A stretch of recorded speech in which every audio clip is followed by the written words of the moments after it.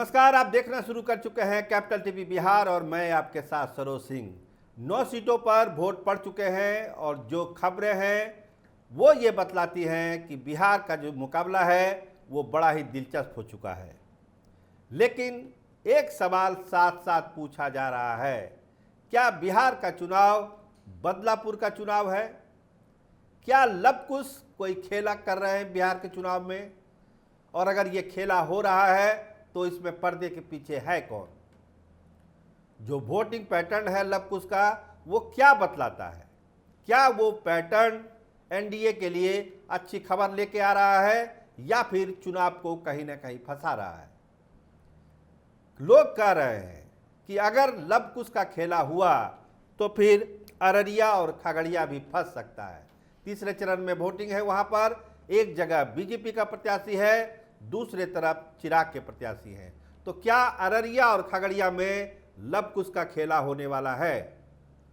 कहा यही जा रहा है और जो परिस्थितियां हैं वो यही बतलाती है कि लवकुश का वोटिंग पैटर्न एनडीए को परेशान कर रहा है। बताया जाता है कि 71 एमएलए वाली पार्टी अगर 45 पर आ जाएगी तो खेला तो होगा ही होगा।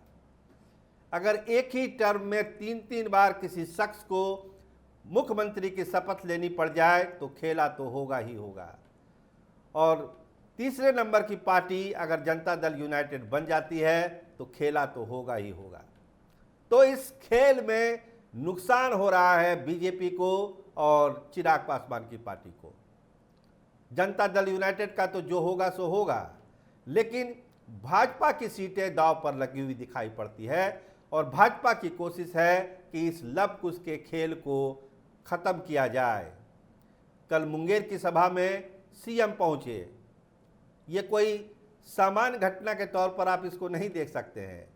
जो फीडबैक था, फीडबैक यही है कि नीतीश को आपको साथ लेके चलना ही चलना पड़ेगा।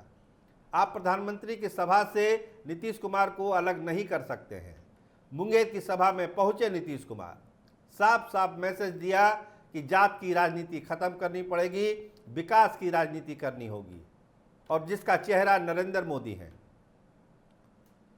तो जो संदेशा था, जो बातें थी, 2 चरण में जो वोट पोल हुआ है वो यही कह रहा है कि लवकुश का खेल वहां पर हुआ है। कुशवाहा वोटर, कोयरी वोटर, मंडल वोटर, धानुक वोटर क्या कर रहे हैं?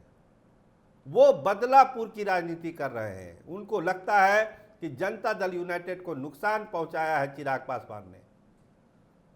भाजपा उतनी तवज्जो नीतीश कुमार को नहीं दे रही है जिसके वो हकदार हैं। तो हम लोग क्यों जान देने के लिए चले जाएं? हम लोग तो बदला ले लेंगे। और जो 9 सीटें पर चुनाव हुआ है वो यही कहानी कहता है। एक तरफा ताली नहीं बज रही है। कल जो मतदान हुआ है 5 सीटों पर, जहां केवल जनता दल यूनाइटेड के प्रत्याशी थे, वहां पे क्या हुआ? क्या भाजपा कुछ खेल कर रही है? चिराग पासवान कोई खेल कर रहे हैं?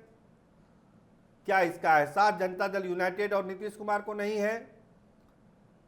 तो यही सब चीजों को खत्म करने के लिए, क्योंकि 5 चरणों का चुनाव अभी भी बचा हुआ है, यही सब चीजों को खत्म करने के लिए सारी चीजों को अरेंज किया जा रहा है, रीअरेंज किया जा रहा है कि अब छोड़िए बदले की राजनीति, जो हुआ सो हुआ।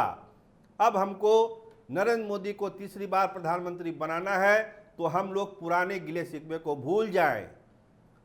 मुंगेर की सभा में जब पहुंचे मुख्यमंत्री तो इशारा और संदेशा यही था कि छोड़िए पुरानी बातों को, नए सिरे से शुरू करते हैं। तो नीतीश कुमार तो माहिर खिलाड़ी हैं, चाणक्य कहे ही जाते हैं। वो अगर 7 चरणों के चुनाव की रणनीति बना के रखे हुए हैं तो 4 जून के बाद का भी स्क्रिप्ट उनके पास जरूर होगा। 4 जून के बाद की जो पटकथा है उसको नीतीश कुमार ने जरूर तैयार करके रखा हुआ होगा।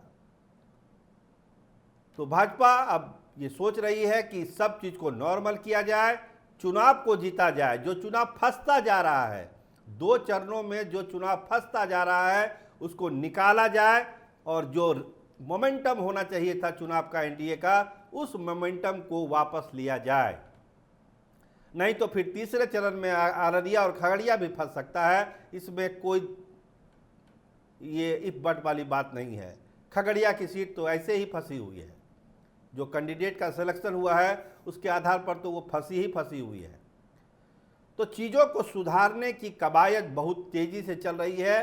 कल की वोटिंग के बाद ये तय हुआ है कि चीज़ों को सुधारा जाए, ठीक किया जाए, तभी हम लोग आगे बढ़ सकते हैं और बिहार में एनडीए अच्छा परफॉर्मेंस कर सकता है।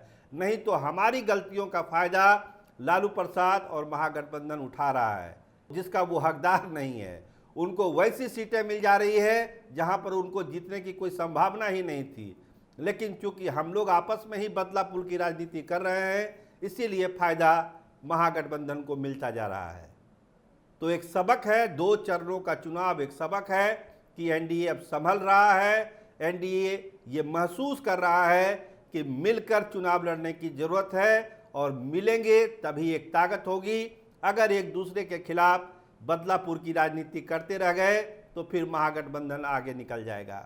तो उम्मीद यही की जा रही है कि तीसरे चरण से एक रिदम दिखेगा, एक तारतम्य दिखेगा, एक बॉन्डिंग दिखेगी, जिसकी चर्चा हम लोग बार बार करते हैं कि केमिस्ट्री दिखेगी। वो केमिस्ट्री दिखाने की कोशिश मुंगेर से शुरू हुई है, वो आगे तक जाएगी, वो अररिया भी जाएगी, खगड़िया भी जाएगी, झंझारपुर भी जाएगी, सुपौल और मधेपुरा तक जाएगी। क्योंकि 3 सीटें जनता दल यूनाइटेड की है, एक बीजेपी अररिया लड़ेगी और खगड़िया में चिराग पासवान का कैंडिडेट राजेश वर्मा है।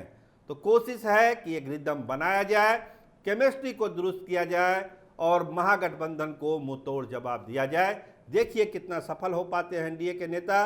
देखते रहिए कैपिटल टीवी बिहार। आपका बहुत धन्यवाद, आपका बहुत शुक्रिया।